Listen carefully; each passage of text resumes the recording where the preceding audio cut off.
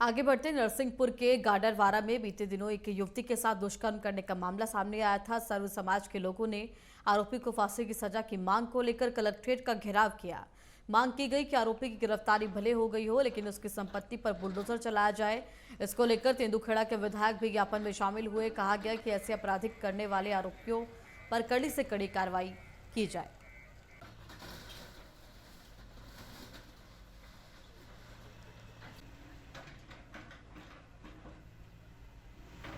बहुत ही शर्मनाक घटना है। नरसिंहपुर जिले में इस प्रकार की घटनाएं होती नहीं है, लेकिन गाडावारा में जो हुआ है बहुत ही निंदनीय है। और एक मासूम बेटी के साथ इस प्रकार का कृत्य वहाँ पर हुआ है, सभी समाज के लिए शर्मनाक है। हम प्रशासन से मांग करते हैं कि जल्दी से जल्दी उनकी प्रॉपर्टी पर बुलडोजर चलाकर कड़ी से कड़ी सज़ा उनको दिलाई जाए। और ऐसे लोग जो गलत काम करके और सामाजिक भी गलत कुरीतियाँ फैला रहे हैं, इनके खिलाफ सख्ती से लिस्ट बन के जिले में इनकी जिलाबदर किए जाए, इनके ऊपर कार्रवाई की जाए। और छतरपुर के सिद्धपुर गांव में एक सड़क हादसा हो गया। एक कार ने एक बाइक को टक्कर मार दी, जिसमें बाइक सवार की मौत हो गई। हादसे के बाद आक्रोशित लोगों ने सड़क पर जाम लगाकर प्रदर्शन किया। वहीं सूचना पाकर मौके पर पुलिस पहुंची, लोगों को शांत कराने की कोशिशें की गई।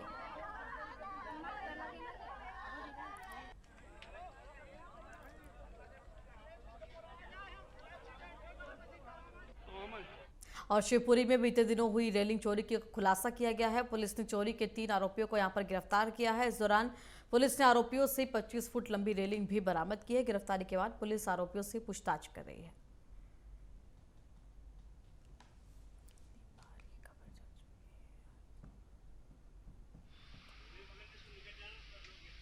कुछ समय से लगातार जो थीम रोड है शहर की, उसमें जो पेड़ों के रखरखाव के लिए लगाई गई थी रेलिंग, वो चोरी हो रही थी। पुलिस पे सूचनाएं आ रही थी।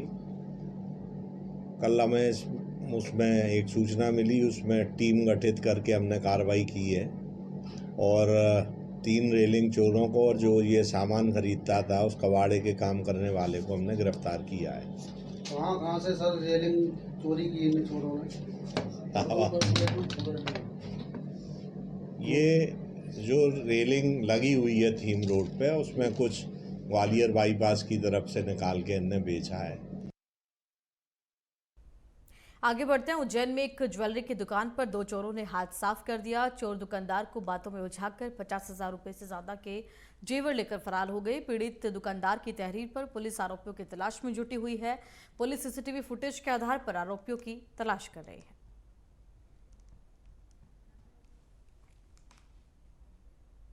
उज्जैन के चक्रावदा में मावा व्यापारी ने कार्रवाई के डर से 1250 किलो से ज्यादा मावा फेंक कर फरार हो गया। खाद्य विभाग द्वारा मावे की अनुमानित कीमत 3 लाख बताई जा रही है। दरअसल उज्जैन जिला प्रशासन और फूड एंड सेफ्टी विभाग की लगातार कार्रवाई मिलावट माफियाओं पर भारी पड़ रही है। अब फूड एंड सेफ्टी की टीम जब्त मावा को नष्ट करेगी।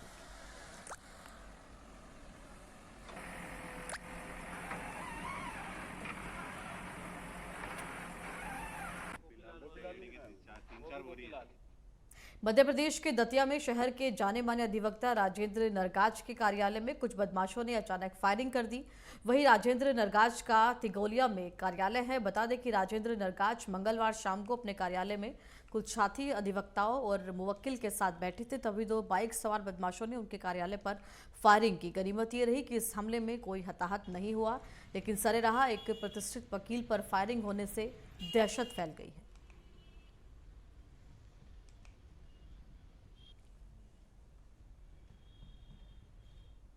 मध्य प्रदेश सहकारी समिति कर्मचारी महासंघ के बैनर तले विगत 6 मई से पूरे प्रदेश के कर्मचारी अपनी लंबित मांगों को लेकर हड़ताल कर रहे हैं। आज बालाघाट में भी हड़ताल की जा रही है। सहकारिता कर्मचारियों के द्वारा रैली निकालकर सरकार की भेदभाव पूर्ण नीतियों के खिलाफ जमकर नारेबाजी की गई।